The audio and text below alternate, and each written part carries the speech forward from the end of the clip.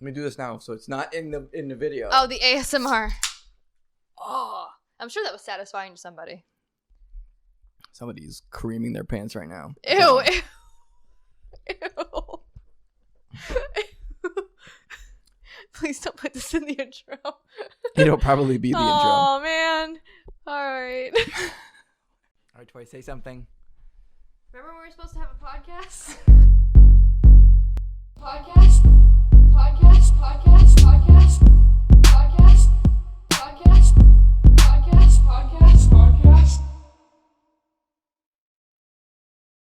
Hello. Guys, it's so great to be back. Yes, it is. After, how many weeks has it been now? Like 2 weeks, 3 weeks? Yeah, we're back on our usual 2-week sort of schedule.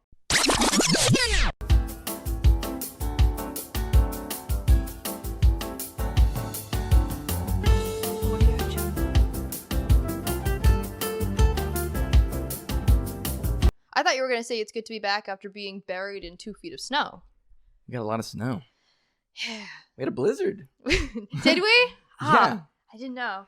It was actually a blizzard. It's like sometimes they say there's gonna be a blizzard, and then like meteorologists get like really hopeful. They want it to be a blizzard because they want to be like the meteorologist who was covering the blizzard or whatever. The breaking story is like something that they chase. The storm chasers, yeah. So if you were in the Massachusetts, New Hampshire-ish, and Maine, and other surrounding states area, we had a really big blizzard a couple weeks ago. Yes, we did. Or a week ago, even. It wasn't even a couple. It was 1 week ago exactly. At the time of this recording, it was 1 week ago. It was the 29th of January. And it wasn't. I've gone through worse storms. It helps that I don't know. Well, you had or you didn't have the kids here. No. So, yeah, you had a baller snow day. It was pretty cool. Yeah. I haven't had that for a while because, they're usually around and, you're off and you're tending to them. So you're really kind of working. But this time it was just Ruby, myself, and Ashley. Mm-hmm.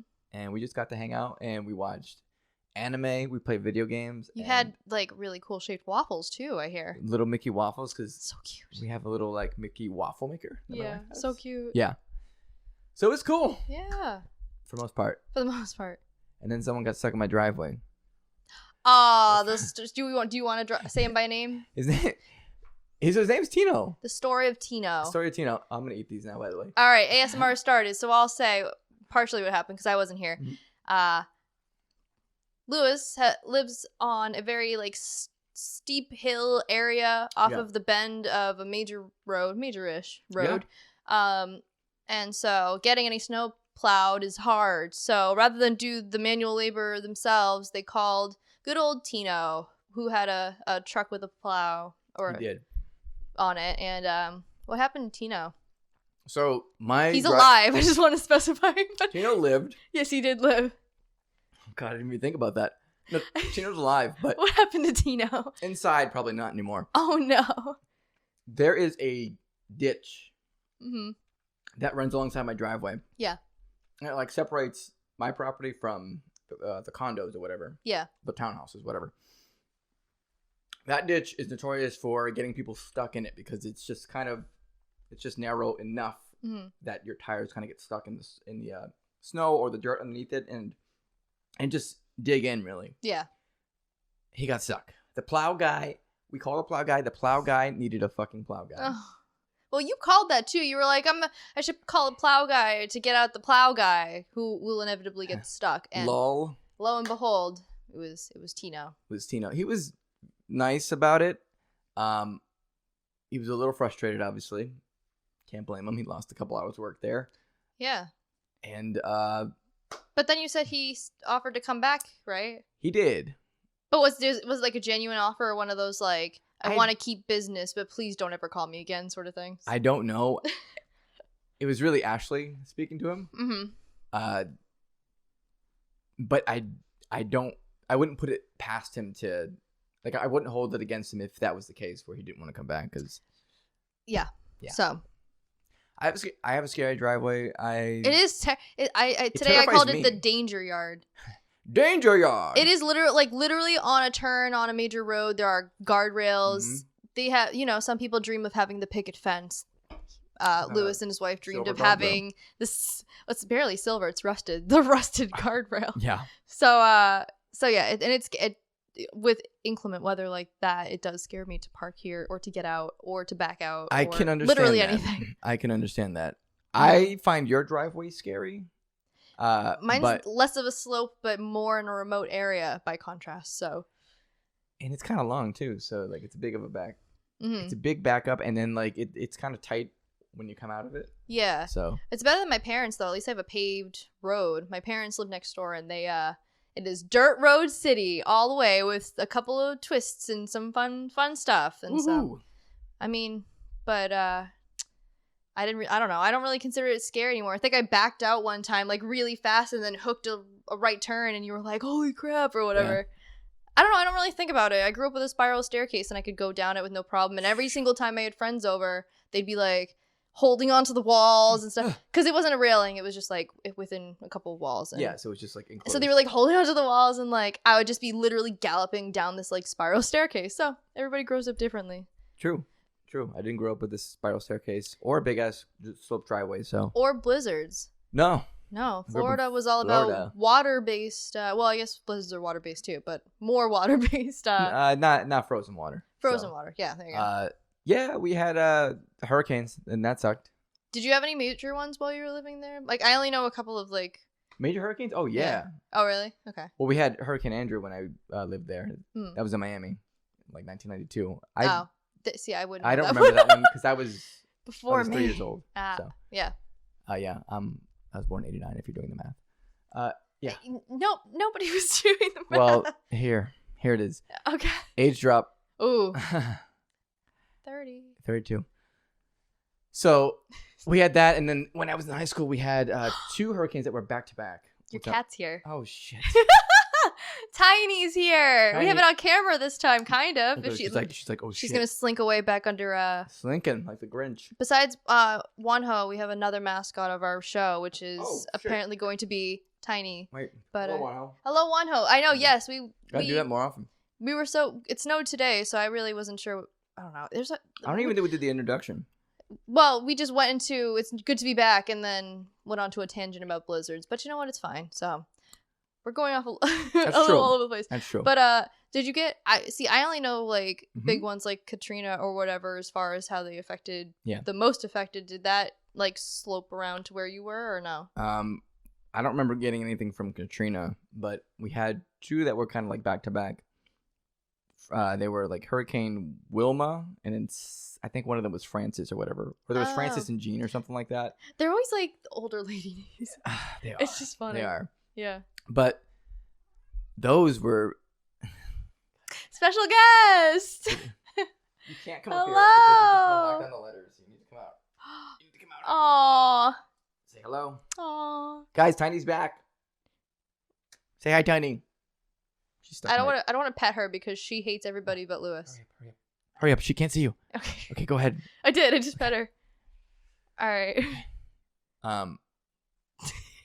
We are way off track. Holy shit. Hold on, we can cut this. We will cut this out. Here. So that's good. So anyway, yeah. Yeah. No blizzards. Did you ever get snow when you were in Florida? No. I mean, so did I see snow? Or did it in happen? Florida? Yes, it happened. Yeah. I'm sure it happened at some point. Whether in the north, in the northern part of the state. Oh, okay. I never saw it happen in Florida. Mm-hmm. But like I said, hurricane.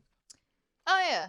So 2 hurricanes. Mm-hmm. Knocked out power for like a couple of weeks. Holy moly. Mm-hmm. All right. Jeez. And I was a dark brooding teenager, so I was basically in your element in the dark. In the dark. Headphones on. Dark. Oh yeah, a lot of batteries to go through, huh? Fuck yes. Yes. That was a good time at least where like a lot of stuff was rechargeable by like Duracell battery and it wasn't reliant on plugging things into the wall. Yeah. But exactly. Yeah. So long story short. Hey. That's what we've been going through since our last recorded episode. There's a lot of snow. And for the so it was about 2 feet ish, which is actually pretty like. Yeah. It's a lot. It is a lot of snow. There's been a few winters we've been having that aren't very, like, wintry. And so Mother Nature said, all right, bet. And then it just dumped 2 feet of snow. And then, like, another 3 or 4 inches yesterday. Yeah. But yesterday was worse in the terms of traction. Yeah. It, like, rained and then, like, tiny, like, hail snow and then it snowed. Right. Yeah. Because climate change is real. So. Guys, climate change. Global warming. Not a thing. Oh, my God. Why is it so cold? Okay, Joe Rogan, Jesus. No, guys. I'm trying to tell you that climate change is just a liberal propaganda. Oh, I hate this. Okay? No, I hate this. The earth is also flat. Oh, my God. All right. Vaccines irreparably damage your body. Hey, cool. We'll be joining Spotify very soon. I feel like this lines in with their corporate values. I heard. This is off the agenda too, but Neil Young pulled all of his music off of Spotify. Yes, and Joni Mitchell. Okay. And like people from I think Bruce Springsteen's band or something, but not Bruce Springsteen himself. I think. Bunch of random musicians. Good, musicians should have more control of if they don't want something somewhere, if they want it somewhere. So. That's right. And it's a good thing that they did it, but Spotify is Spotify. Like, they're not going to change. No. Apparently, they sunk a lot of money in on Joe Rogan, so for who knows what reason. Oh, yeah. In a world where in 2007, he was hosting Fear Factor. I thought about this the other day. And now he's got, like, one of the most supposedly reputable, trusted podcasts in America. This guy used to tell people to eat fucking roaches. And, like, donkey dongs. Donkey dongs, people. And look how far we've come. I don't know. So, God bless America. God. And now he's like, I don't know, he looks like a peanut. I mean... He's got a peanut shape. Yeah. How do you respond to that? I don't think you do. But yeah, so... That was our longest introduction ever. Hello, welcome to the LEM'n'TEA Podcast. I will be cutting that down. Okay. Probably. Maybe not. I am T. This is Lem. It's backwards, but if you put it the right way. You're too fast. Lemon tea. What? You're too fast. I am? Yeah. Why? I didn't even get a chance to do any introduction. Oh, I'm sorry. Do you want me to... You can cut it out if you want to do another... No, it's fine. I'm sorry. It happened. I'm sorry. I'll let you promote your own Twitch channel, though. It probably was because I was fucking eating. But... I caught you at the opportune moment. You did. All according to plan. Good job. Woo! So. Congratulations. Thank you. So I think, but we have, now that we are doing another podcast during our sort of 2-week interval, like last week was 1 week, so we were just sort of like, I don't know, let's just talk about TV and Angelica the Killer Oak Tree, whatever. There's been a lot more going on in the world. Unfortunately for you, the queen is still alive, so. Queen check. Queen check. Can we get a queen check? Queen check. Ding, still alive. I'll have to try harder. What does that mean? Why it went from you just like wishing that it was her instead of Betty White to now you being like, oh, I'm gonna have to aim my crosshairs a little better. God damn it! I shouldn't have said that on camera. You have the power to take it out though. So I won't, because I thought it was funny. Because I'm not actually gonna assassinate the queen, people. It's a joke. It's a joke. People can make edgy jokes. Yeah. So there. What is the English Secret Service called? I don't know. I tried to look it up. I thought it was like the Royal Guard or something. Interpol? I hear that a lot. That's for police, I think. Either way. Interpol. Someone important's going to be watching you, listening in on your phone calls, paying a lot of money for collect calls. Listen, Queen Elizabeth, I mean you no harm. I frankly don't think you're a very good person, but there's no way you can be, is what I'm saying. But I don't wish death upon you. But we like your hats. But if you did die, I probably wouldn't be that sad. This is like, oh my god.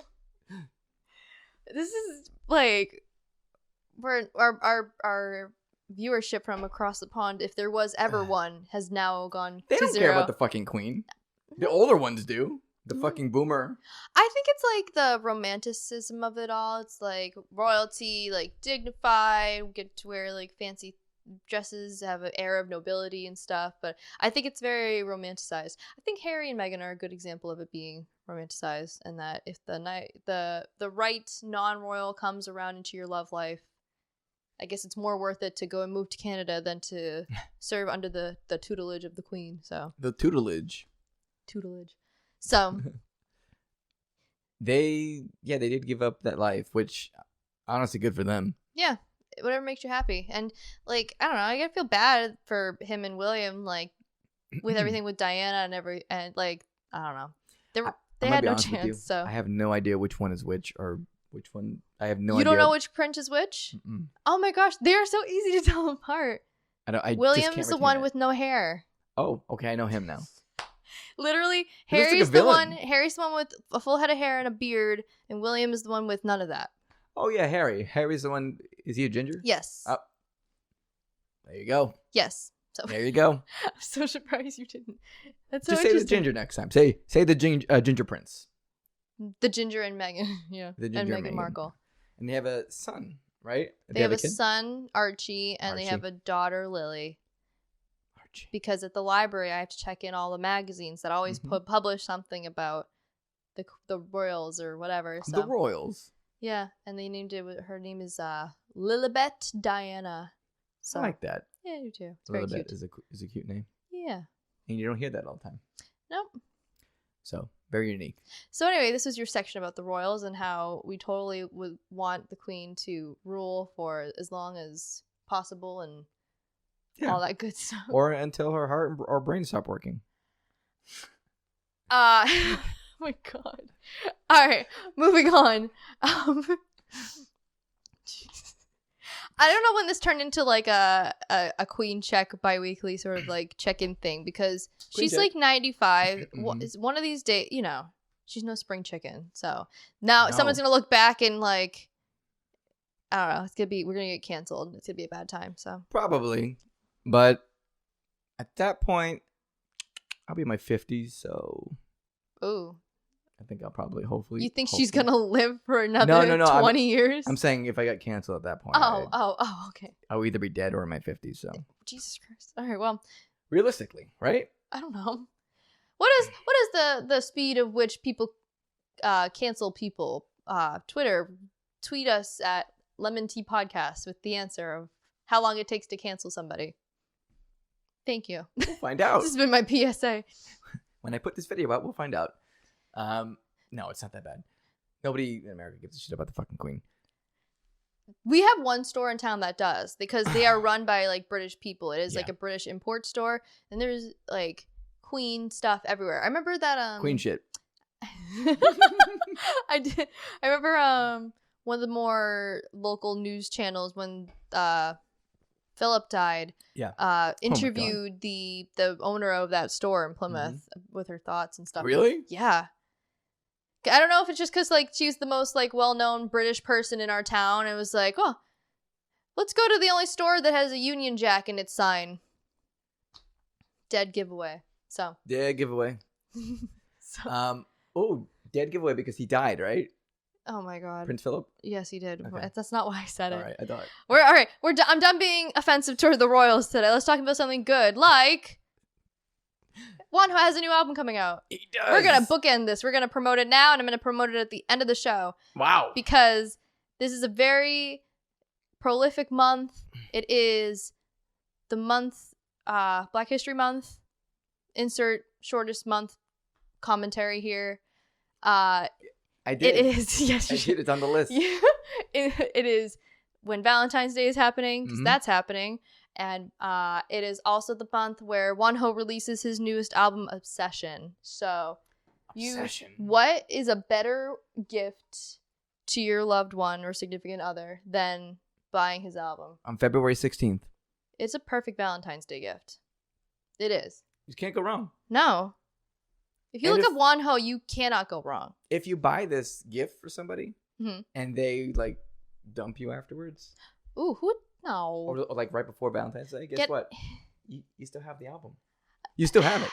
I guess that's true, but I feel like Wonho's a good luck charm. Like if you were to buy the album for Valentine's Day, you and your significant other will stay together forever.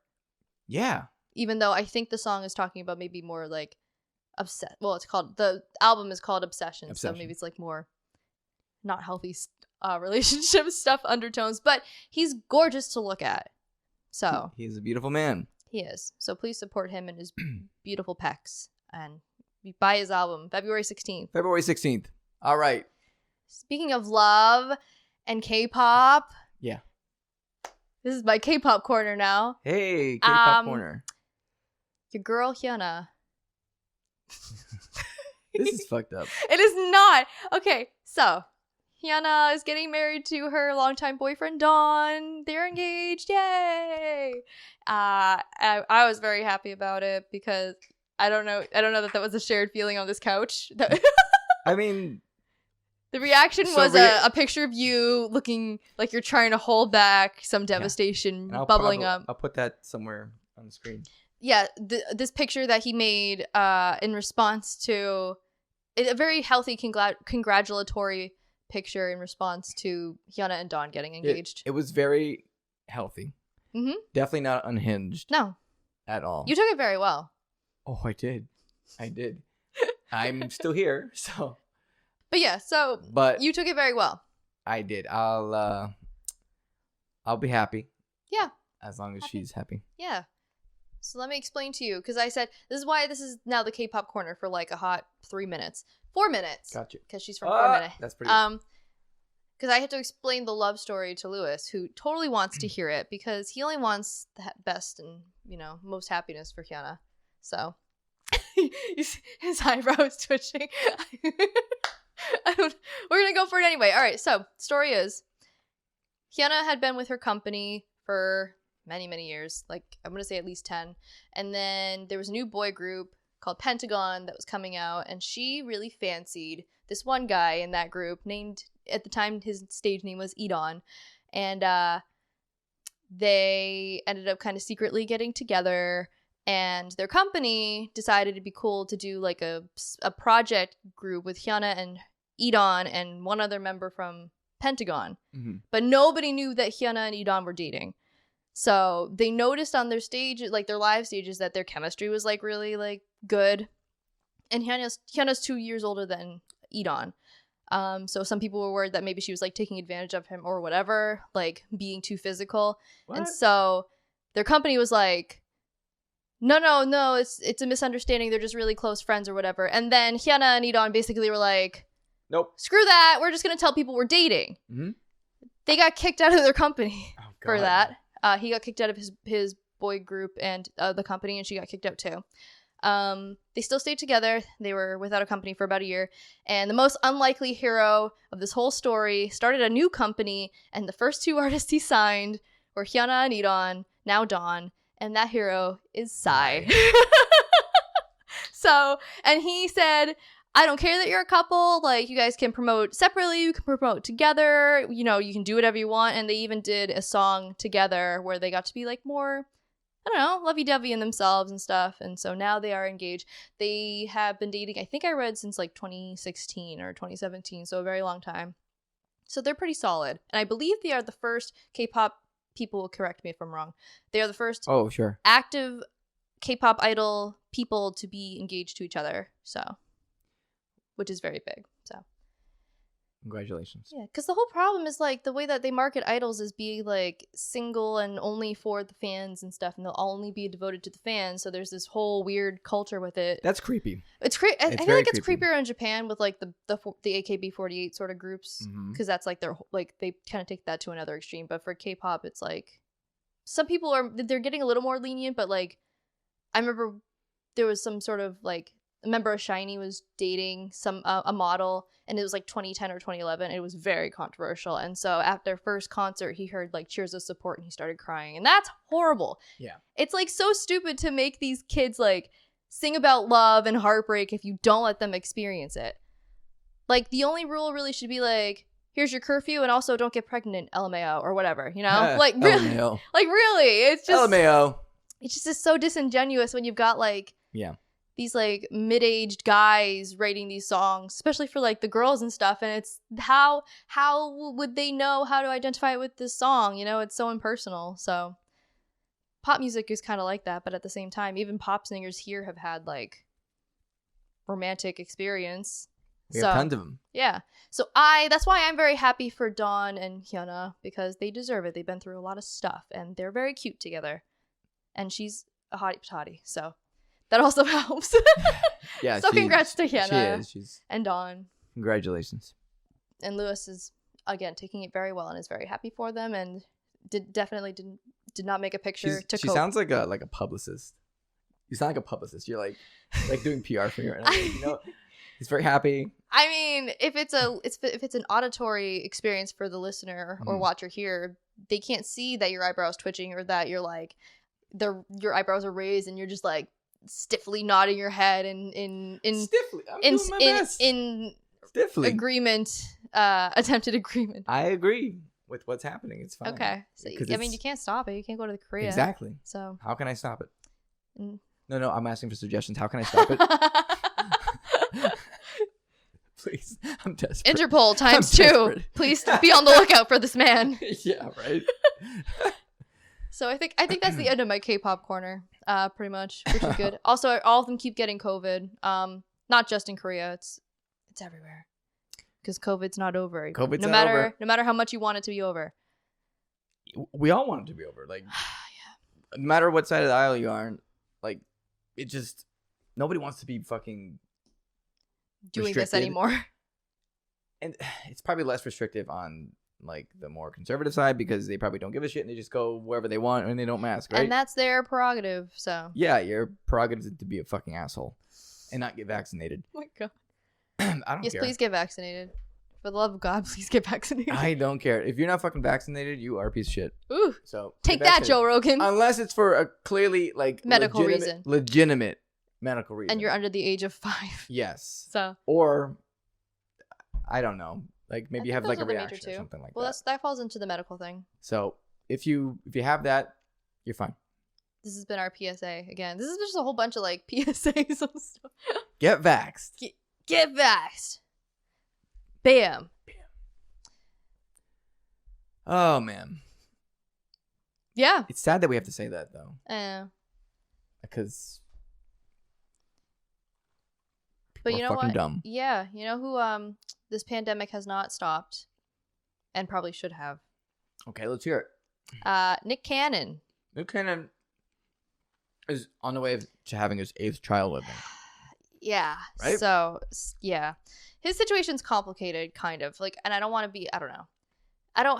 Because he just lost a child, too. And that's obviously not funny and horrible. It's horrible and stuff like that. Mm-hmm. So, but it's just something so darkly comical about the fact that he's now expecting another child. Like, right. And this will be his 8th child. And we were talking about this before, but it's just so weird to think that, like, that's the father of Mariah Carey's children. Like, that's a weird... dude was a cast member of all that and, like, Wild Now and stuff. And Mariah Carey's, just despite what Barstool Sports may say, is definitely, like, the top 3 female singers of all time. Mm-hmm.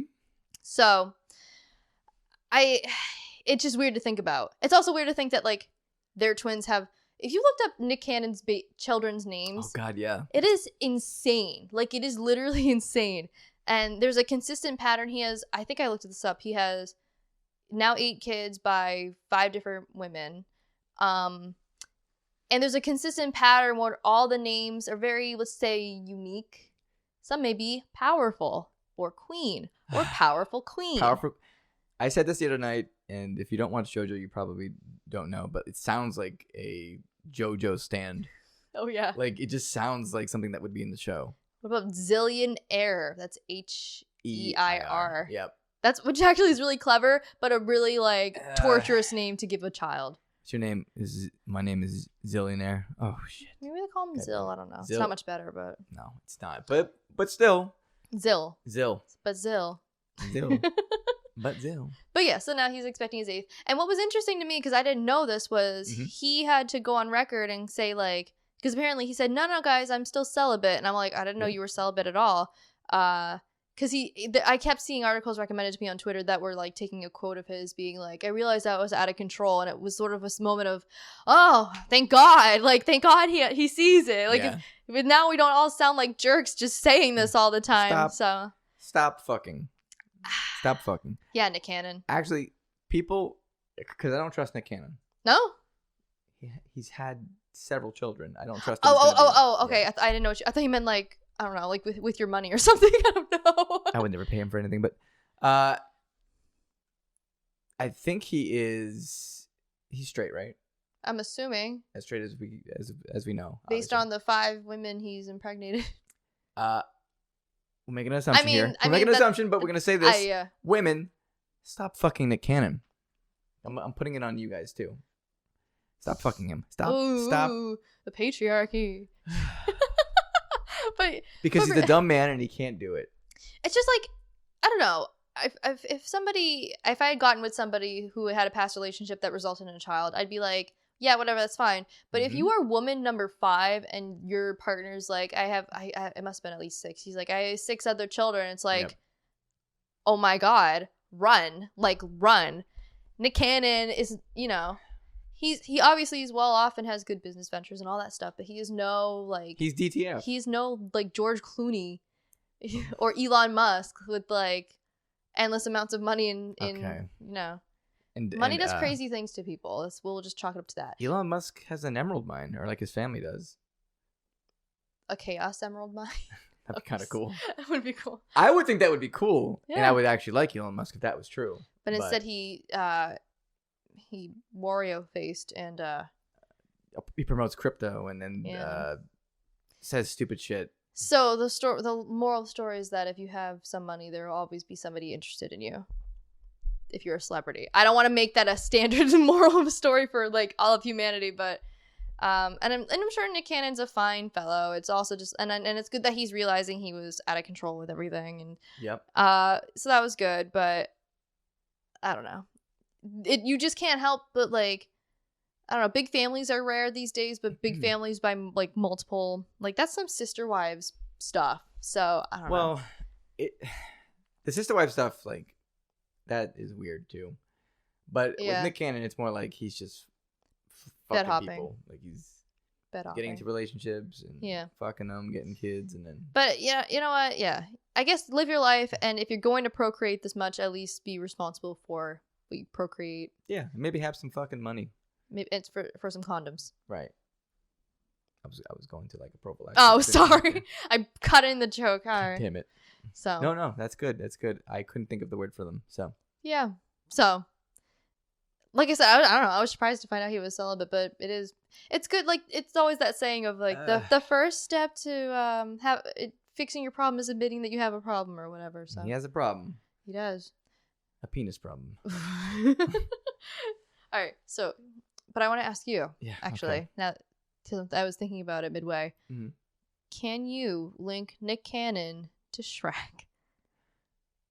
Can I link Nick Cannon to Shrek? Yeah. Okay. So, do you want to explain what this is? Yes, while you're thinking about it, let's do that. Lewis here created, I forget how it even started, but we, there's 6 degrees of Kevin Bacon and some 6 degrees of some other stuff. And we were thinking how prolific and profound and groundbreaking Shrek is, the Shrek cinematic universe, the SCU, if you're casual with it. Right. There has to be some sort of equivalent. And, ogres have layers. And so this is 6 layers of Shrek.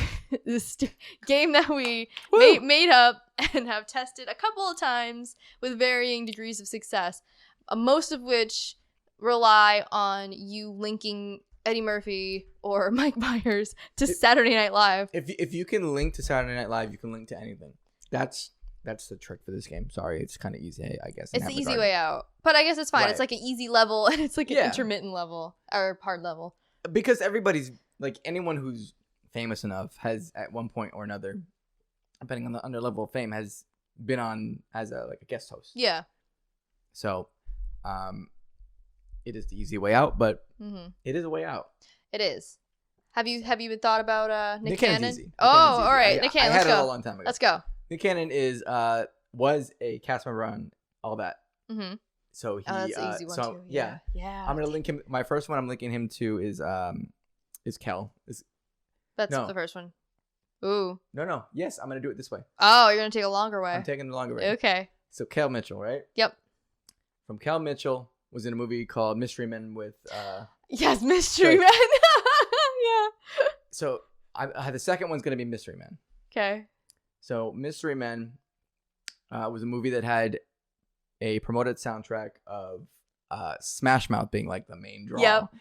Actually, in the video for the Smash Mouth All-Star movie, which I really just learned a couple of days ago. Yeah. I didn't realize. I think it's because I see the edited Smash Mouth things like Smash All-Star, but it's just every time he breathes or something. Yes. So I didn't know it was literally ingrained in the movie. This movie, Mystery Men. Mystery Men. But anyway, so yes, Mystery Men. Mystery Men. So Smash Mouth and Mystery Men. Also, Smash Mouth was in the movie Shrek. Yes. So you only need 3 for that one. Yeah. So as long as you can get it with 6 layers or less, you win. Layers. You win the game of 6 layers of Shrek, and I think people maybe get the gist. Unless we want to think of a harder one. Otherwise, we'll challenge you, the listener, to come up with some ones. Yeah, come up with some ones. We'll do it. So far, it's been pretty we've been able to get to Shrek eventually. So Eventually. Shit. How about I could do Elon Musk. I don't think I can do that. Oh, he hosted SNL. Ah, dang it. Never mind. That's too easy. All right. He literally just said it, yeah. Yeah, SNL. Because I was like... But I'll run through it. Good. Yeah. I'll run through it. Elon Musk, who was a host on SNL. Mm-hmm. A show that hosted the likes of both Eddie Murphy and Mike Myers, who were in Shrek. Yeah.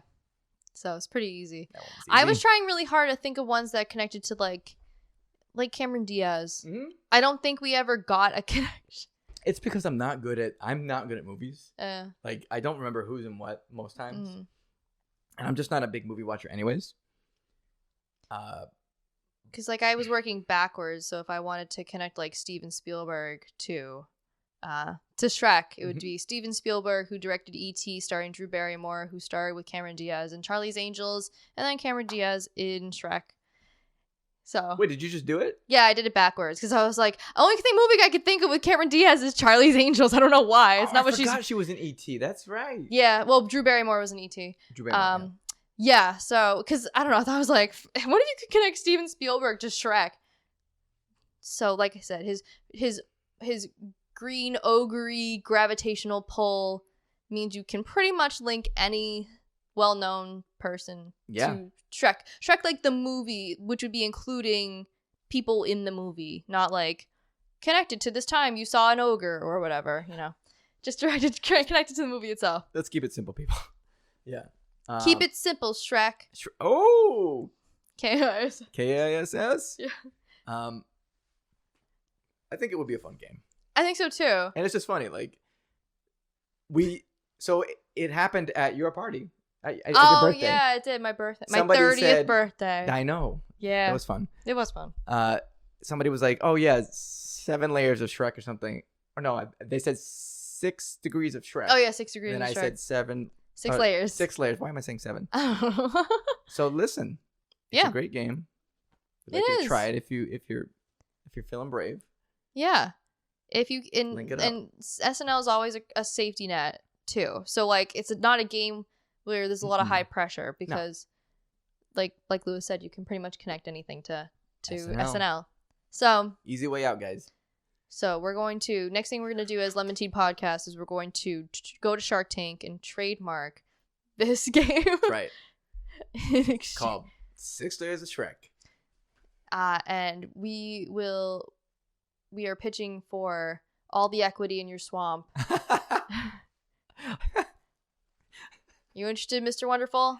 I don't know. I just don't know what keeps me from getting a better onion and mincing the hell out of you. You're dead to me. You're dead to me. So, catch us on Shark Tank. He always says like, I'm sorry, I love Shark Tank. I know, I do too. Yeah, no, this isn't a big dig at Shark Tank. No, it's one of my favorite shows. Yeah. Kevin will always say like, "Oh, what happens if you get hit by a bus tomorrow?" Yeah, he gives like these impossible scenarios. So one time he like told a big ass story about the Phoenicians and the color purple. Oh yeah. Do you remember that? Was that the wine one where he was like, and they all had wine around their necks or whatever? Yeah, I think so, but it's like literally get to the point. Please get to the point. He's one of my favorites, though. He's no, one of my favorites. I know, and like it's not. It's like half gets to the point, but half he's so like you really like get into what he's saying that you're like, please keep going with this stupid story that has nothing to do with anything. And I don't know like him as a person or anything, but I'm just speaking on the show. Oh, didn't his wife like kill somebody? Yeah, with a boat. They collided boats. Well, whatever. Like, I hope that all clears up soon. Up or something, but that was a drag. It was a drag, so. Sorry about that. Only the most happy of topics. All right, connect Mr. Wonderful to Shrek. Oh, I wonder. You'd have to think about that. Oh, you could do like Mark Cuban, and then Mark Cuban was in one of the Sharknado movies, because those have a bunch of people in them, but then you'd have to connect someone to Sharknado. Otherwise, you'd have to connect it to basketball. So that one might be a little more tough. Yeah. So we started it for you. So go from Sharknado to Shrek. Connect it. Connect dots. Or whatever way you want. If you don't want to go Sharknado, you can go whatever way you want. You go whatever way you want, and we will support you. That's right. This is a safe space. This is a safe space. We are just two bisexuals talking about Shrek.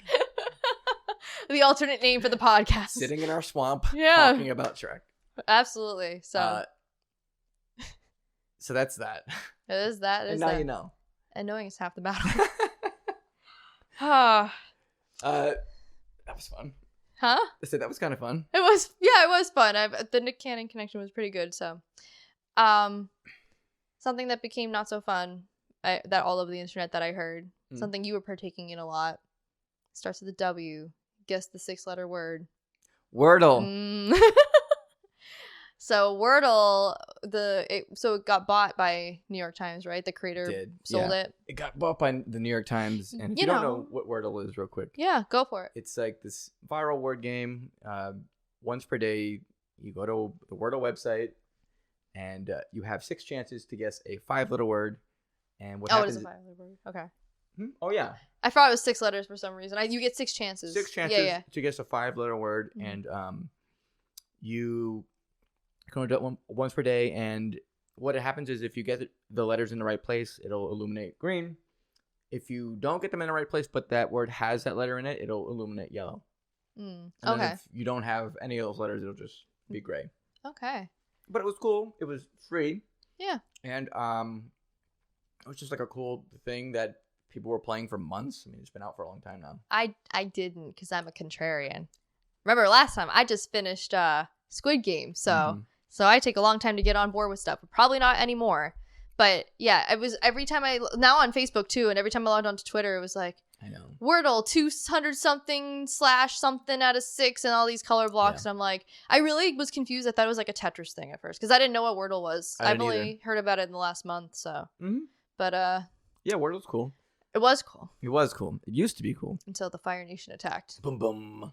And yeah, so it got bought. The creator sold it. I guess it's not bought, but yeah, creator sold it. His last name is like Wordle, Mr. Wordle. No, it's Wardell. Oh my god, that's so funny. It's actually really funny. It's very cute, very clever. He made the game for his partner, and sold it for a low 7 figures. Oh, there you go. Wow. But to New York Times. And if you don't know who New York Times are, they are a publication where I'm sure you've always been able to read all of their articles for free and get all the hottest news for free from New York Times for free. For free, New York Times. With no ads. Free. For free. So, New York Times, man. Like, the joke here is that there is a paywall. There is a and paywall. A ton of ads. And a shit ton of ads. And honestly, if you are under the age of 40, you probably don't read much New York Times. You know what happens if you find an article that's paywalled? You go and find a different article. That's what I do all the time. Especially if it's like something that happened locally. Like national places will publish things that are based off of more locally published things, which are usually not paywalled. Yep.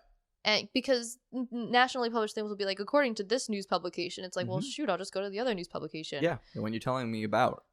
So I'm sure New York Times does a lot of hard-hitting articles, and the library I work for follows the bestseller list like gospel. Yeah. But can't really do much else for free on New York Times. So No, sometimes they give you some trial articles per month. So you get like 3 or something. and shit. it's like, who's keeping track? Who are you? Like, get out of my computer. Get the fuck out of here. Like, it'd be one thing if it was like the same session or Yeah. whatever. Like, you have 2 more reads left in this session, but it's like somehow keeping track of my months. That would like, even be acceptable, I think. Like, okay, you get 3 free reads, like blah Mhm. blah blah.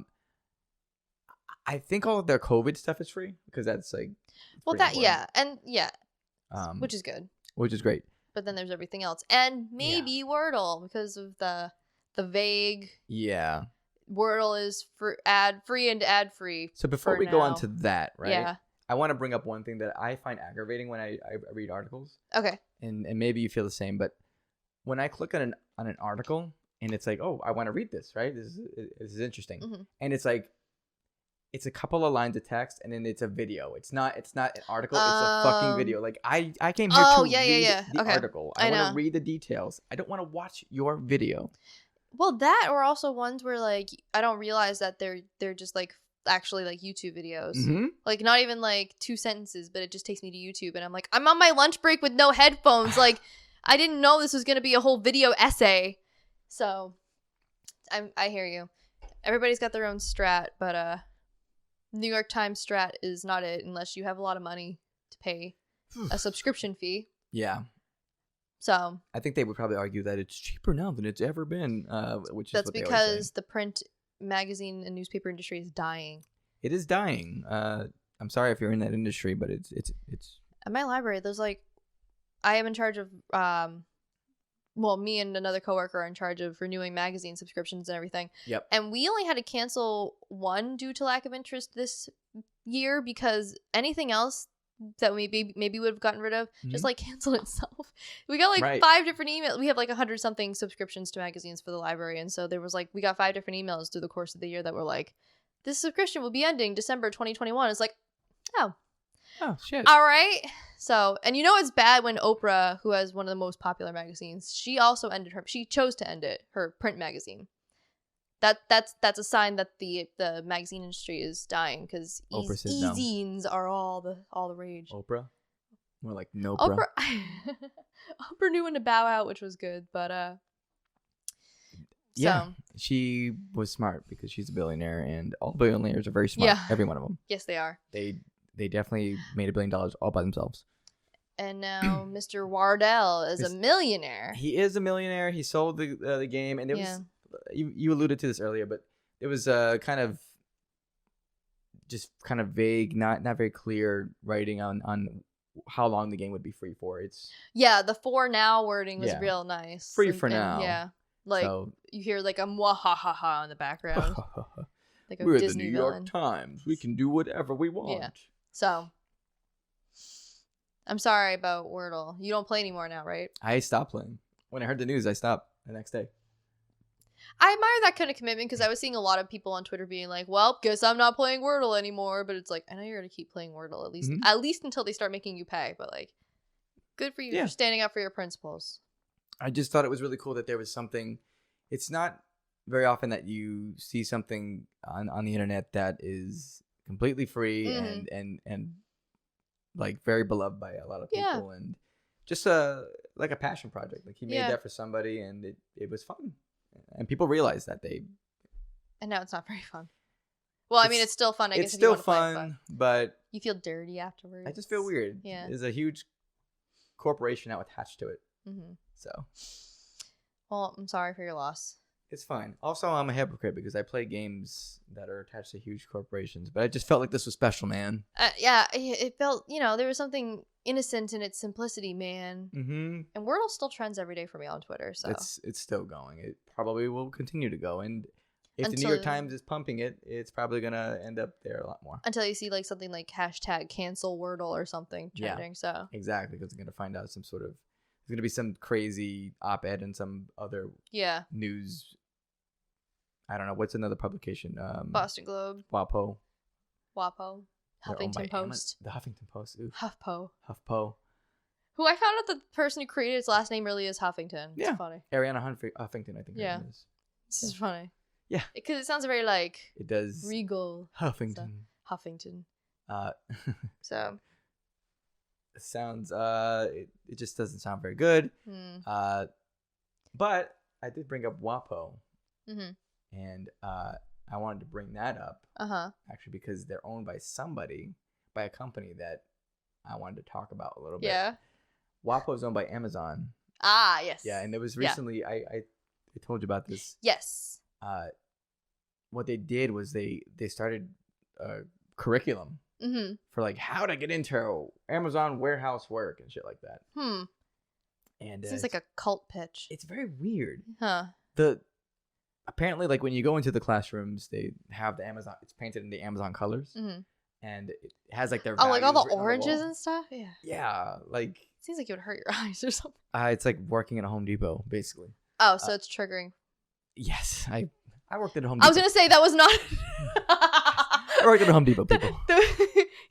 So that was the connection. Yeah. 6 layers of Home Depot. 6 layers of Home Depot. That wasn't it's like not a shot at Home Depot. It's a fine place to. Anyway. No shot to anyone who works there. You gotta do what you gotta do. It's right. Yeah. But yeah, so with Home Depot orange, which is always very inviting. Right. So. And the walls also have like their brand.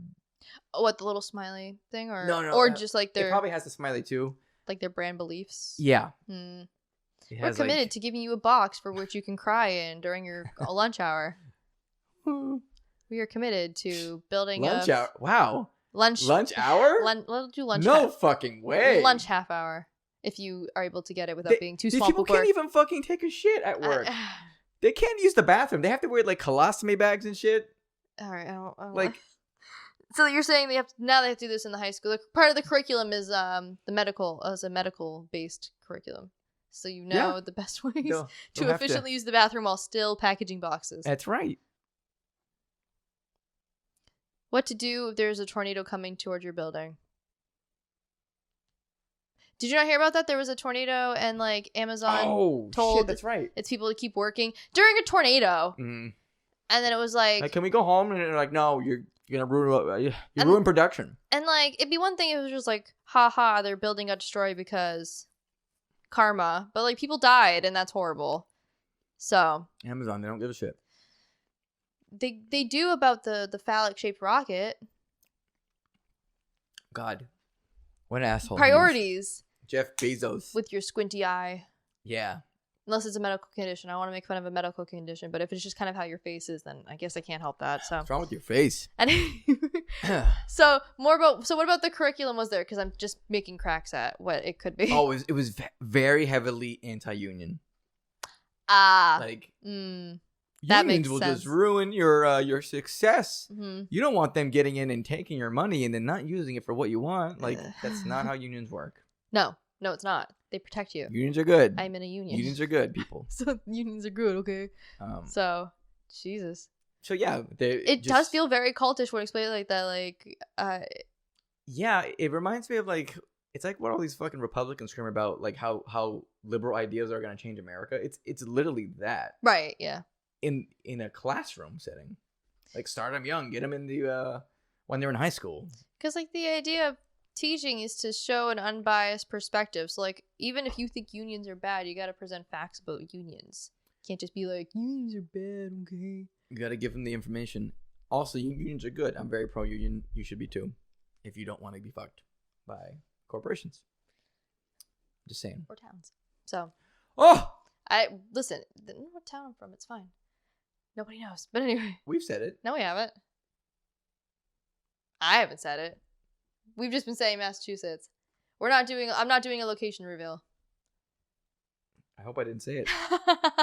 I don't know. You edited all that long pause was very like, oh shoot. Yeah, I was thinking like it was me inside my head going through all of the past edits, being like, did I ever say where I live? Well, let's keep that in mind from now on, just in case. Sorry. We want to be relatable. I think if we nail ourselves to a specific location, that's gonna ruin the immersion of this, of us just existing in some sort of like void. Computer stratosphere of what was it, the brown what is it called? The brown. Hang on. I think I might have to look at my messages. I'm sorry, but it was to the void. We exist strictly in your computers, filming from Massachusetts, shooting up to a satellite into your computer. That's totally how the internet works. This is a very quick inside joke about Screaming Into the Void, because Lewis has not had the best work week due to less than optimal user interface on a new program that is essential for his job. Yes.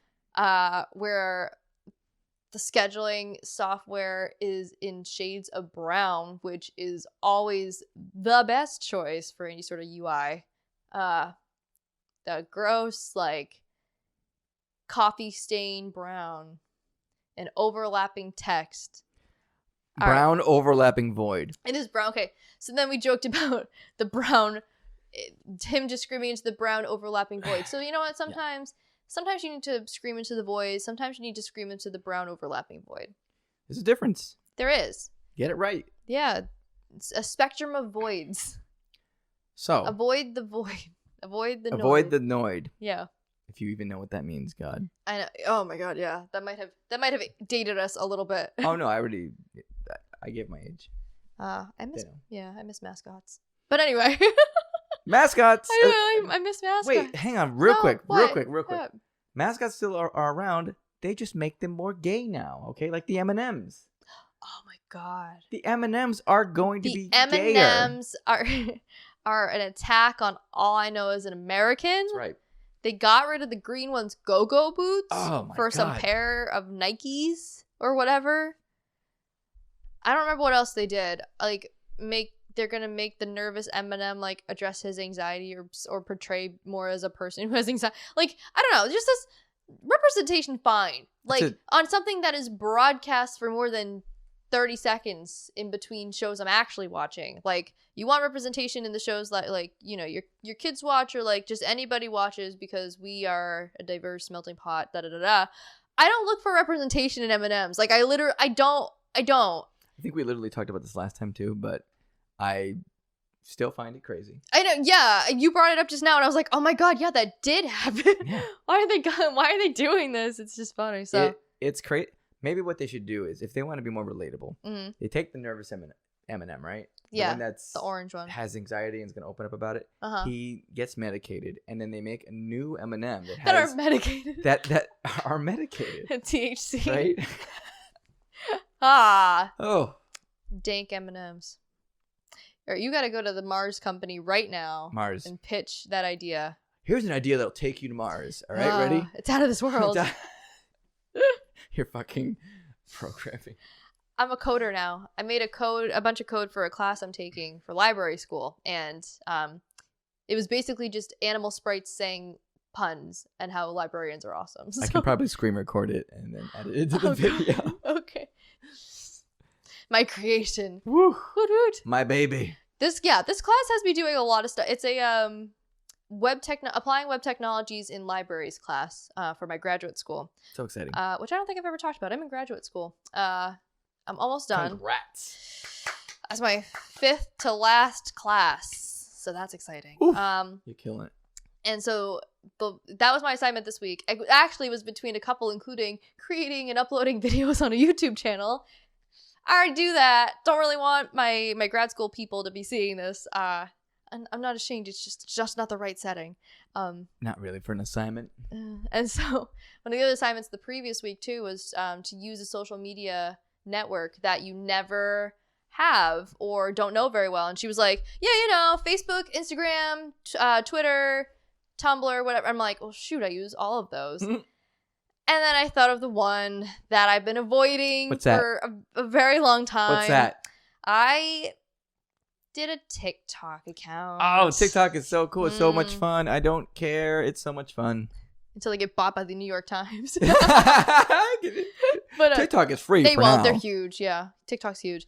I don't know. Like, I've said this before, but I don't really like things that are like people are constantly talking about and like, I don't know, that are all the rage. I like things after they're cool. And it's not like me trying to be like this hipster chick or whatever. Like, just mentally, I'm like, things that are cool. The louder things are about, or the louder people are about things, the more I'm like totally disinterested. So you made me a little sad with that. I know. I'm sorry. No, because you said I'm not cool or it's not cool or something like that. Yeah. And Hyuna has a song that's Oh, called I'm Not Cool. Oh no, Hyuna, she's getting married. This is fucked up. Let's say it again. It's just a fact. She's getting married to Don. Yay! Anyway, so I made a TikTok account, and one of my assignments, like I was trying to, I ended up taking like a screenshot of my assignment for like Lewis and other friends because they've been trying to get me to just use TikTok. I get Facebook message TikToks pretty much every day by at least 4 different people, including you. So I just open it up through Messenger, and it opens a Google Chrome TikTok video. Right. So forever, especially your wife, she's been wanting to get me to get a TikTok forever. Right. And then when I finally said I'm doing it, she was like, "Yeah, sure, it's for an assignment. Ha ha, wink wink." And I was like, "No, really," or whatever. So yeah, my assignment was to make a video and then explore TikTok, and I don't know, it actually wasn't too bad. I didn't end up keeping it. I kept the account. The account's on there forever because I got in the hundreds of views for my video, which I only did because it was about the nor'easter, which is New Englander for blizzard, more or less. Wicked bad and storm. I hashtagged it nor'easter, and book talk, which is library or book lovers TikTok, which is a big community. I had no idea. A lot of the communities are very, very big. Yeah, so I hashtagged those things, so it got some traction, and I was like, I don't know, I guess I'll just keep the account, but like I deleted the app, so I really didn't keep anything. So I imagine that when I was on TikTok, your wife sends so many videos. I got 4 videos to wake up with in the morning. I was like, oh my god. Like, oh my yeah, that's god. what I used to go through. Yeah, I'd have like it's so many at work. I wouldn't check my TikTok for like days when I first started. And then you had 85 missed messages from Ashley. Oh I went out there and I was legitimately angry because there was a lot. I'm like, don't fucking send me any more TikToks. Like, oh no. And then I watched them all, and I'm like, oh, I like TikTok. She knows your taste. All right, fine. Yeah, she sent them for a purpose. So, so yeah, I got sent some by all the 4 people that including my own husband, who is this farm boy from Maine who like took me 2 weeks to try to teach him how to turn the switch on and off. Like, he is obsessed with TikTok. I kept getting messages from all you guys, and including those like 85 or something. I even sent one. I sent a TikTok that I found.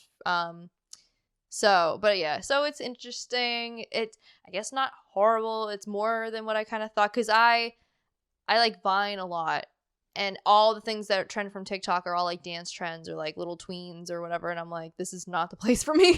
No, it is though, because they have all that shit that Vine used to have, kind of. Yeah, you just gotta dig through all the other stuff. There's like little subcultures. But once you find out what you like, it directs more of that stuff your way. It kept recommending me, like, I didn't have much. It was like right at the very beginning, like the hour I first downloaded. Kept recommending me like blackhead, like popping. Oh thing, no! Which is either somebody's like legitimate, like satisfactory kink, and I don't kink shame anybody, but I personally find it disgusting. Yeah, it's gross. So it's like, I don't know. There's a whole. So this is a little off track. But yeah, it is a little off track. No. I'm saying what I'm about to say, but like, there's a TLC show about that. Yes, Dr. Pimple Popper. It's disgusting. I find it fucking disgusting, man. You really gotta be really into it, because this is a little gross. I guess that, all of us as teenagers and beyond, because despite what they say, acne does not go away when you are suddenly not a teenager anymore. And there's always something about like everybody like poked at or popped pimples if they had them. Like everybody does it. It's just like, I don't want to see. I don't want to see anybody else. No. If it's satisfying, it should only be satisfying to yourself, in my opinion. But again, I don't kink shame. So it's a secret shame that you should keep buried inside for years. What? We're not kink shaming here. Oh no, I'm saying what you're saying. Yeah, no, I didn't say buried for years. I'm just, I don't want it on TV. I'm just trying to. That sounds very oppressive too. I'm not really advocating for the pimple popping lovers, but it's just, as far as TikTok, if it's a For You page, it takes time. I was only on there for 4 days. Okay, but you weren't really scrolling through a lot of videos, right? Were you? Not really. I kept getting ones about Massachusetts and the nor'easter, though, because that's what I had posted to. So the algorithm was like, yoink, yoink, and you like snow. So there was even one in our hometown that was really funny. And that's, I think, the one I shared. But yeah, so there's some good ones. You just have to let the kind of algorithm do its work. That was a funny one. But yeah, I got rid of the app, and now I'm back on TikTok's clone, YouTube Shorts. Yeah, it's so all it is just ripped TikToks that get uploaded to different accounts. So I'm getting ripped tonight. R.I.P. that pussy. Hey, I'm going tonight. Yeah. Oh, we connected it. Yay! 6 degrees of getting ripped tonight. 6 layers. Well, because and genuinely, like, yeah. We were talking about this earlier, but I have a lot of stuff on my phone. Like a lot of pictures, a lot of videos, and that takes up a lot of space on my phone. My phone was genuinely running out of space when I had the TikTok app on there, so I had to delete it for the health of my phone. You could just get rid of the shit on there. I could do that too, but it was easier to just get rid of this app that I really wasn't into, except for the week I needed it for my assignment. But so you just used it because you needed to use it? For school. For science. You discarded it? It's library science. Yep, it's science. My account's still there, So it wasn't the worst experience. I also do like that. People like you make me sick. Huh? It's the people like you make me sick. Jesus Christ. Damn, Rory. Damn. I like that TikTok also saves the videos that you make onto your phone. Yep. Because that explains how so many TikToks end up on YouTube Shorts. And genuinely, like, the reason I use YouTube Shorts is because I already have the YouTube app on my phone. I don't need to download another app. So here's some short videos. Cool. Yeah, you really don't like downloading other apps. Me? No. I have a limited amount of space on my phone. It's a big problem. Too many tabs, too little space. Ooh. I don't want to talk about how many tabs I have. Don't ask me. How many? No. Can I guess? Sure. You get 3 guesses. Guess how many? I have a problem with keeping tabs open on many devices. So. Okay. On my phone. You get 3 guesses. Okay. Make them count. 18. No. This is gone from we're making 2 different games. 11. No. Guess the tabs on the phone. 26. No. Okay. Your closest one was 18. So. Damn. But anyway, there's the game. Tab hoarders unite. Okay, I gotta remember next time to ask how many tabs. You are seen. I see you. You are. I have a few tabs open on my computer right now. I can't really talk. I am. 1, 2, 3, 4, 5, 6, 7. I have 8 tabs. That's a lot for me. That's some rookie stuff. I'm just kidding. I usually don't try to go over a double-digit limit because, your computer can only handle so much. You don't want to overwhelm it. I got a pretty good computer. I can handle like at least 50. Yeah. Probably. So congratulations. No, we're gonna do a whole like room tour. We're gonna go into the specs of your computer. Okay, cool. It lights up pretty colors, and sometimes I do genuinely get distracted. I swear to God, there's some videos of the podcast that we've done that I'm like looking over here at literally nothing, but it is the colorful lights of this hard drive. RGBs, guys, RGBs. You know our generation loves RGBs. It's got okay. I was like, that's Ruth, but it's not. It's no, RBG. Not Supreme Court former Supreme Court Justice Ruth Bader Ginsburg. She's only former because she died. So. She died. Like the queen. Wow. Oh my God. Wow. You seriously have a death wish on the queen, man. I don't have a death. You do. I don't have a death wish. You two don't come after us. It's not. It's a joke. We're just kidding. I'll even put God Save the Queen in this. If I probably can. That might be. It's not royal. It's royalty free. All anthems you can use. Soon, anthems. One can hope. What? You said royalty free. Yes. I'm missing something. What is it? They're royalty. Oh my God. Oh my God. Get me out of here. That was funny. That was good. It was so dumb. Great. Oof, that was great. We both needed a simultaneous drink break for that one. I don't know. I'll take another one too. All right. Okay. So guys, remember when I said royalty free? It was really great, right? Oh my God. So we are we've been trying to keep a consistent schedule for uploading. Yeah. And it is not our fault, except for that one time where I was sick. It is not our fault. Mm-hmm. And I'm going to address you directly, Susan. You know who I am. You probably don't know who I am. But I've been on YouTube for a very long time. YouTube/Azrath's Flame. 2 E's. 2 E's. 2 E's. I have an issue with how long it takes to upload a video of ours onto your platform. And it can't be the colorful hard drive's fault. So whose fault could it be? Susan? Susan. So this kind of sounds like a threat. I feel bad now. I don't mean. So you're okay. You're gonna bullshit me for threatening the queen. You're like, oh no, not the queen. I didn't think of it like that. Threatening Susan. I can't say your last name, and I won't even try it. It's not. It's not It's not Wazowski. So yeah, rendering also very difficult. So rendering sucks. So yeah, thank you guys for sticking with our irregular upload schedule. It's supposed to be Fridays, right? We decided it's like Thursday night or Friday night. It's either Thursday or Friday, and that was possible for a while, but something happened, and Susan's Fire Nation attacked. Right, but the last episode we filmed is actually done rendering in both finally SD and HD. And it has been a literal day and a half. It has been, and then it wasn't going, so I'm like, okay, I'll do this little. I looked on YouTube and I found like a tip or a trick thing on how to like fix it. Tried it. Mm-hmm. It did not work. It actually made it way worse. And so I woke up this morning and it wasn't done. And I was pretty pissed. So we're trying really hard. It will be out probably this afternoon. Well, they won't even know. By the time you see this, it will probably be next afternoon-ish. Yeah. Yeah. There So not next afternoon. So next Friday or Thursday or whatever. Right. So hopefully we can get these up more consistently. We apologize for the difficulties in uploading. But YouTube just fucks your quality anyway, so I don't understand why the HD takes so long to fucking process. I'll be honest with you. Yeah, HD it makes it go like or whatever. Stay away. But I don't know. I got a couple of gripes with this. May be a very controversial podcast. I got a couple of gripes with YouTube. Got a lot of problem with you people. I still don't like the lack of dislikes. It's just like how some people deserve it, so people know that their content is not well received, and some people need it for for feedback. It's not. I don't know. Until they brought up this whole thing about like, oh, it was because people would like gang up and mass down like small creators. It's like, how is that a me problem? You know, small creators. And I never even heard of like. I mean, I'm sure it exists. There's like dislike bombing or like I don't know, like Twitch stream raids or whatever. Yeah. You know,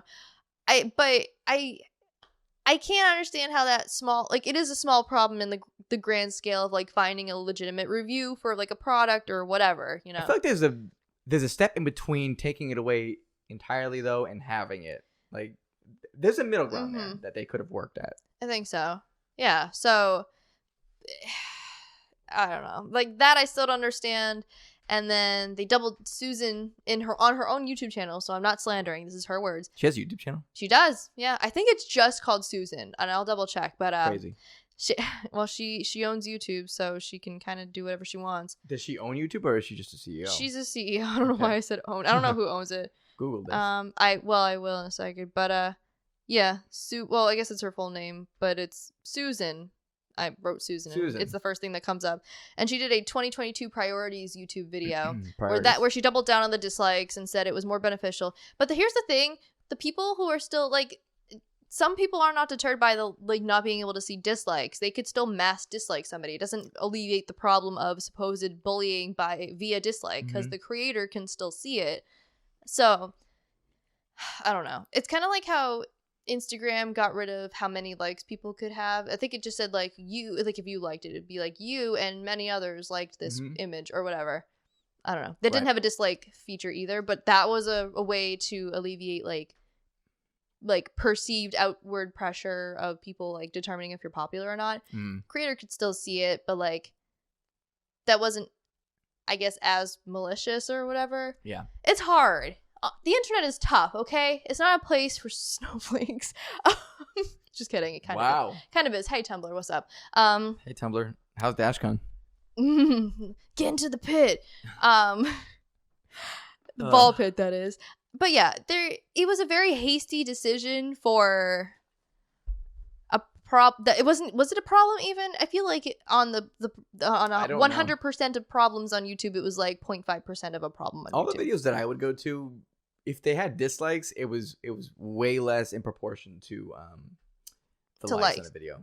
And like I learn how to do tutorials from things all the time, and like I need the dislikes to know if it's worth my time or not. Although some people have taken it to task, writing comments about like you have to go now and read the comments, I guess. But I used to read the comments too, regardless of likes or dislikes, because I always feel like if there's more than 3 people who say thank you, this really helps. Yes. Then it's like, okay, cool. Right. But there are some people who said like as a comment like dislike or whatever and stuff. So and then you could like that person's one comment if you agree.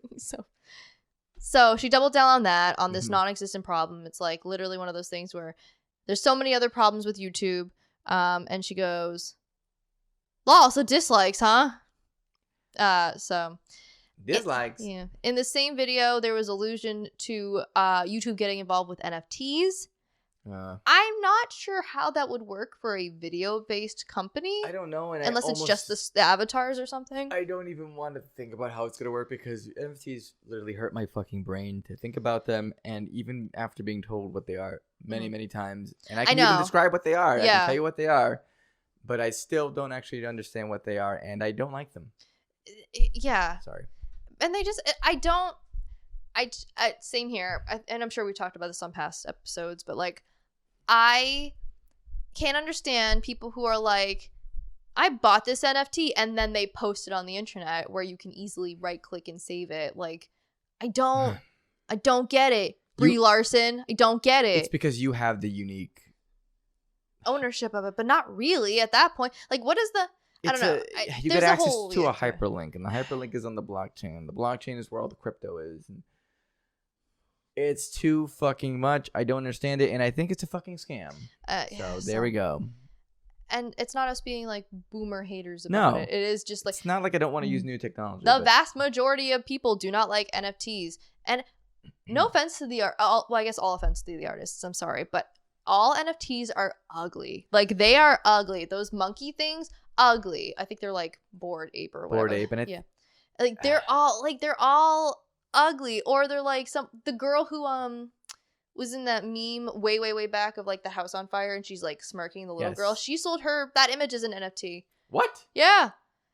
And I guess like cool if you have you are able to do that, even though she kind of also said, yeah, well, it's also all over the internet. So what's just like the point? If it's already all over the internet, the ownership, I don't know. Cryptocurrency and all that stuff really confuses my brain. And it's fucking weird. And every time most people post about NFTs, they either limit it to like with those hexagonal avatars on Twitter now. That's how you know if someone has an NFT as a profile picture. It was widely panned by everyone on Twitter. It's so like, strange. It's so dumb. Don't do this. It's so strange. And then like anything they talk about for NFTs, they'll either like limit to people who follow them, or they'll turn off comments in general, or whatever. It's like, yep, because they know they're not going to be well received by outsiders. So do that shit. But yeah, please show me a pretty NFT. I have yet to see one. I'm sure that exists. And listen, it's not like me being like, I don't think artists should get recognition or be able to make money. I'm saying I don't think this helps artists in the way that you think that it might help artists. It doesn't. Mm-hmm. Also, if you want to help a fucking artist, buy their art. Right. Directly. Yes. Buy their fucking art. Go to Etsy. Buy their art. Like, buy that Sonic fanfiction art you've always wanted. Buy the fanfiction. Don't buy it as an NFT though. Go to DeviantArt. Support local artists. Like, they can sell you their shit. Yeah. They'll figure out how to sell you their shit. Mm-hmm. And I think we also talked about this too. Wasn't there also like Kurt Cobain, like there was a Nirvana album that was supposed to come out or like images that were supposed to come out on Kurt Cobain's birthday? I think those were NFTs, were they? I'm pretty sure. They were definitely NFTs, and you know exactly what Kurt Cobain wanted and stood for and would be totally into today if he were still alive. There was a video I watched where he was like shocked that Madonna was charging like $50 for a concert ticket like back in the 90s. Mm-hmm. And he's like, she's charging $50 a ticket? And he was like, blown away by that. So definitely not something he would like. Concert tickets are so inflated and stuff too. Yeah, it depends on. That's a whole other thing entirely. Fuck Ticketmaster. I'm just gonna say that right now. But I will. I mean, yes, agreed. Hard agree. Yeah, go to hell, Ticketmaster. Mm-hmm. And then there was I've been following some YouTube. I guess it's YouTube drama, not in like the sense of like these beauty gurus fighting or whatever sort of drama, but this anime and manga review channel called TotallyNotMark. Yep. Who, if that name sounds familiar, or maybe not, he does a ton of review on different animes and manga without infringing on copyright. Like he doesn't show like full clips or whatever, and it's all under fair use. It's transformative. He's reviewing it. And Toei decided they wanted to copyright strike 150 of his videos. Insane. And then I read in a report, because there's more has developed since then, that originally Toei went to YouTube and they wanted to get rid of his whole channel, and YouTube said, no, that we don't do it like that. And so that's how the 150 videos came to be. And so the recent update that I had read was YouTube, which is why this whole thing's so frustrating, because they do this one good thing and then it's like lol NFTs. So YouTube has now enforced a new rule on their platform, which is because all of his videos were worldwide bans. So Mr. Worldwide. TotallyNotMark, Mr. Worldwide. The solution was, if a company from their home country feels like this is infringing, they can move to copyright claim it, but only in their country. Oh, okay. So his videos are available for the rest of the world except for Japan, which I don't know the viewership he was getting in Japan. He's an English speaker, so but I think that's a very good solution. And like I've had a couple of videos that are, I'll be honest, they were reaction videos, and I don't know that they were super transformative anyway, but I got a couple of messages in the past that are like, this video is blocked in Germany, which is random, but Germany has like I think they have stricter copyright laws with music and stuff. But I feel like that's how it's always should have been. Like it should be, because the copyright fair use in Japan is much stricter than America. Like what was fair use for America was apparently not for Japan, but that doesn't mean that American viewers had to suffer with Toei's decision. So, so it is a good rule. Yeah. And copyright's so tricky, and like it is so messy. Like I learned a little bit about copyright laws in one of my graduate school classes, and it's just, it makes your head hurt. It's a complicated web. But the main idea is that like if you show any sort of media, it has to be like, it has a commentary or transformative in some way to make it an original, like I guess creation or recreation of your own. So simply watching it isn't transformative enough in some places. Watching it and like occasionally laughing or going, what? You know, you have to like stop and explain why you think this is this, and react and criticize and everything. Which, I mean, we talked about this already, but that's the whole thing with the whole MasterChef like binge watching on Twitch and stuff. It's because you're broadcasting it for like for some of these people, like there are thousands of viewers, and so it's technically stealing the property because you're not reacting. You're sitting there, but you're not really reacting to it. So you are a tiny thumbnail in this like unauthorized broadcast of MasterChef. So yeah, I don't know, but like people rallied around Mark anyway, which I would assume means that all of his stuff really did fall under fair use. And if he used a clip, he could have like maybe shown a like tiny section to emphasize a point, or like not had the audio in it. Sure. It's tough though. It's very scary for creators with certain companies or like automated claims or whatever. It's tough road to navigate. I always want to do these like ambitious projects, and then I'm like, oh, it's like a music thing. Like I have an idea for a music based thing creation, and then I'm like, well, I won't be able to use the music, or I'm gonna get claimed on it. Like before this channel, I had one video that I put out, and it was a video game video with music over it, and it had a lot of claims and stuff like that. So I also personally think that if you're not monetizing the video, you should just be able to use whatever. Yeah. It's different because the whole thing's money based. So like if somebody's making a profit off of your like somebody else's original work, then yeah, I understand. I made with my cousins an extreme skipping video. With the Bloodhound Gang as a soundtrack in the background. We were like 16. Like, do you think we monetize this in YouTube? That was like 2008, 2009. Like, there's a difference between using music for like, I don't know, like an AMV or a passion project or whatever. And another thing for being like trying to get monetary gain off of it. Yeah. And if it sucks to be so scared about that sort of thing. The MCA, man. That's actually like right after it came into effect too. So that shit sucks. Yeah. So, but I understand copyright law, despite how complicated it is, a little better than I understand NFTs. That's good. Is it? I don't know. I feel like one's more pertinent to a cause than the other. So I think it's better to know the copyright stuff, honestly. Skip the NFTs if you have to learn one and only one. Do the copyright. Yes, copyright is more impactful for how we consume entertainment overall. Anyway, so yeah, very good. Bam, learn some shit. Yeah. So those are my gripes, and Susan, I hope you will please take my suggestions and my opinions into consideration. Thank you. Thanks, Susan. I appreciate it. Just make it faster to upload shit, man.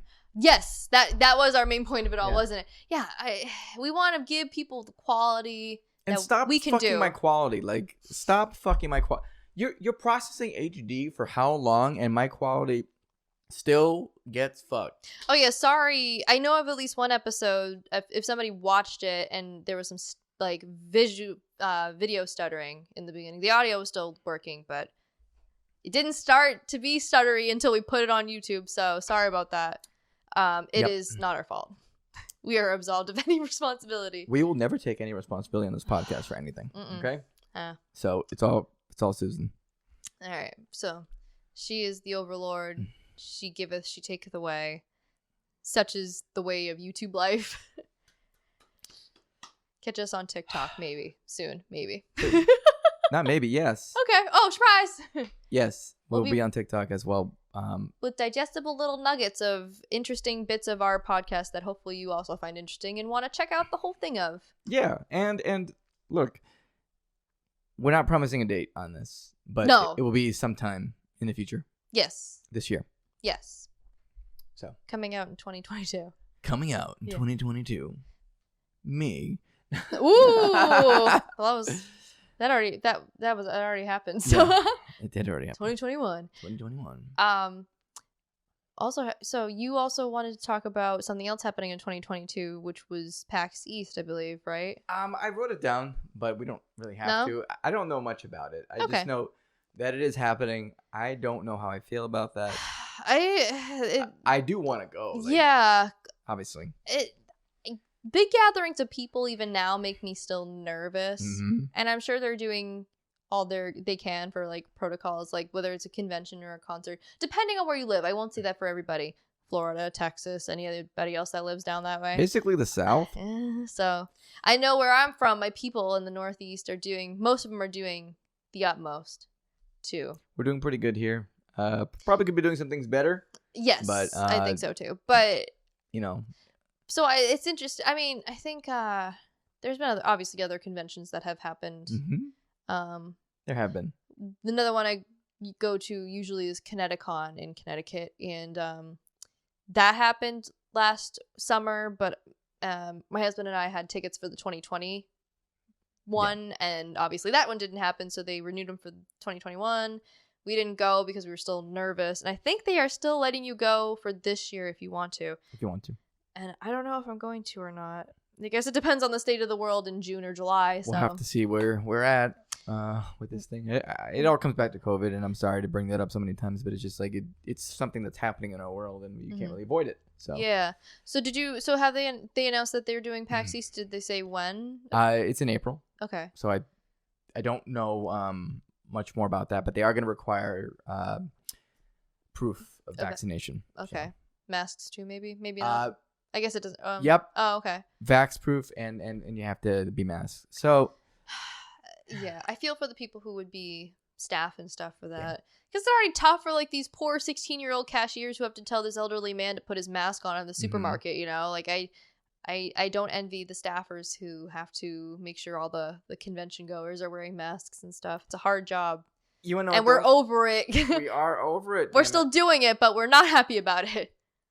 I think conventions such as PAX, though, all those gamers and such who actually want to be there in person, they're going to know that you have to do this, obviously. Yeah. It's not going to be like a blind side. Yeah.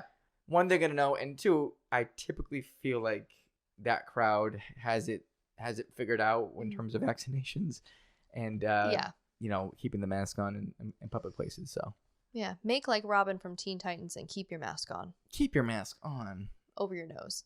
Yeah. But yeah, I guess it is a judgment call if you go or if you don't go, I guess. If you don't go. Then you don't go. You don't go. But yeah, I might go to, because it's obvious in the summer for ConnectiCon. It's obviously warmer. There is a decent amount you can do, hang around outside and stuff. So, and I miss it's fun. Normal stuff like conventions and just whatever others public gatherings without worrying so much. You know, it would be nice to go to PAX because, like, as you know, like my mom babysits the kids on the weekends now. Mm-hmm. So like if I were to do the convention, I could potentially have like someone to watch the kids and I won't have to worry about dragging them along. Yeah. Because God, I love them, but I do not want to run around a convention with them. Like but it was so fun the last time in 2019 must have been, right? Yeah, I think it was 2019. And they had super easy to transport orange little like push carts. Right? Super easy to transport. Very, right? very simple. Very simple and easy and not at all bulky and cumbersome. No. But they, Lewis and Ashley being the envy of every parent, dressed up their twins as Mario and Peach in these little carts. So they were the Mario Kart twins of PAX East. And they had fun for the most part. But it is a lot to ask at the time they were like 2. They were 2. It's a lot to ask 2-year-olds to like. It's too much. Yeah. It's way too much for like a little kid. And plus, I think they would like it more. Orion would definitely be. He'd be like be stimulation overload. Like he'd be all fucking over it. Mm-hmm. He loves video games. But it's still like something that I won't take them to until they're probably like 10 years old or something. Right. There's that too. Use the bathroom by themselves. They can eat on their own. You know what I mean? Like things like. Yeah. When I don't have to perform like almost every action for them. When I don't have to be a dad. I just want to be your friend. I just gotta make sure that I'm holding onto their hand or anything at all times. Yes. I thought, see, I'm not a parent. Apparently. That's a parent. It's a parent. But I wasn't thinking about that aspect. I was thinking of like, I don't know, if you spend money on them for like a big thing and take them out, you kind of want them to remember it a little bit, you know? Yeah, and I mean, I love PAX and it's memorable to me. Yeah. But for them, they don't really care about all the other stuff. Right. And then you also want to like take them to things of their own interest and stuff. Like, fun fact about my life, my first ever live concert was the Puffy Amiyumi concert. It was in Springfield. And it was like a small venue place. It was really cool. My mom went with me because at the time I was like 12 or something. Mm-hmm. And she didn't want to be there. She thought they were kind of cool. They covered Basket Case, which was really cool. Oh, that's neat. And this was like on the height of like the Hi Puffy Amiyumi show and Teen Titans and all that stuff. Mm-hmm. And so that's why they were randomly in Massachusetts. Right. But you know, you want to have your kids interested in things, and their interests won't always align with your own interests. And so if they want to go to PAX, I think there would be something for both of them to do. But at the same time, you know, you got to think about the children. Like I said, I think preteen, teenage years are probably the best time to do it because they can take care of themselves. Like they can even spend time on their own if they want to. And there's more like whimsy with it too. They're not like, Dad, can I just go on my phone and text my friends or whatever? Yeah, exactly. They can do all that shit. But like, right now, when I have to make sure they get to bed on time and I have to make sure that they stay on their routine as much as possible, and then maybe the food there isn't something that they like. Mm-hmm. It's a lot. It's just draining. Yeah. And it's more work than I hate to say this, but it's more work than I want to put in sometimes, just because it is just very, very, very tiring. Yeah, I mean, well, first of all, you got 2 of them, and then second of all, like, just because you're a parent now doesn't mean that you still don't have your own like interests and like thresholds and everything. So, and I'm gonna be selfish about this. I'm at PAX. It's our convention that I'm interested in. I want to have fun, and not saying that they're not fun, but I'm saying like I want to be selfish and maybe I want to go to a panel. But I can't go because my daughter doesn't want to go. Geeks just want to have fun. Oh, geeks just want... I go too. I'm a geek too. But yeah, I know. So yeah. And I swear to God, you have the most like opposite set twins on the planet. There is hardly a thing that they like together or are similar about in personality and literally anything. Like the only thing I think they have in common is that they have you 2 as parents and they have the same birthday. Aurora is very girly. And she's very independent. Very super independent. Her teacher came up to me and she's like, yeah, Aurora's a little bossy. Yeah, she is. I know. She's like, she tells Orion what to do a lot. And you were just like, yeah. I'm like, yeah. And then she goes, and he's okay with it. Yeah. I'm like, yeah. Yeah. What do you want? Like, I know her. You tell me something I don't know. Please tell me what I don't know. Yeah. And it's true. Like, she's great. Love her. Mm-hmm. She's very bossy. She's very stubborn. The stubbornness she gets from me.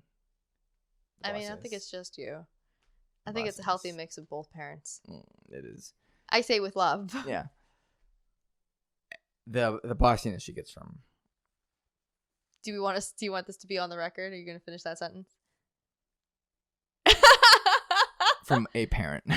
Ooh, it's a parent. A parent. Ooh. A parent. But yeah, so I mean, I don't know that I would do PAX East again, but I want to do something. I want to get out of here. PAX for me is like a wonderland because it's like entirely video games, and I'm really into that. Yes. I like anime conventions, but I also feel like sometimes I don't know the shows. There's a lot of shows though. So I just don't know. But I would probably go to, I definitely would go to another anime convention as long as it's safe. Yes, that's the most important thing. So hopefully it'll be safe to do something soon. But in the meantime, I think we're coming up. We are on our end. But so this has been it. A chaotic mishmash of news stories and tech deaths and goings on, and Wonho's album coming out. Another great Valentine's Day gift. Obsession. 216. And with that, I think we're gonna probably wrap it up and say wrap it up like a burrito. That's so. I don't know. That sounds really good right now. I would. Oh yeah, we're gonna get burritos. All right. Yes. Okay. So we're off to get burritos. So you guys treat yourselves to some burritos. Treat yourself to some burritos or something. Something equally good. Mm-hmm. This is T. You can find her on YouTube at youtube.com/azaratsflame with 2 E's, and watch all the crazy old news content. But she will make more content. But real news, not fake news. Real news content. Yeah. And you can check out Lewis on twitch.tv/Lumo. Hey. He'll be streaming soon. I hope. He will. I hope. He will. I'm so tired.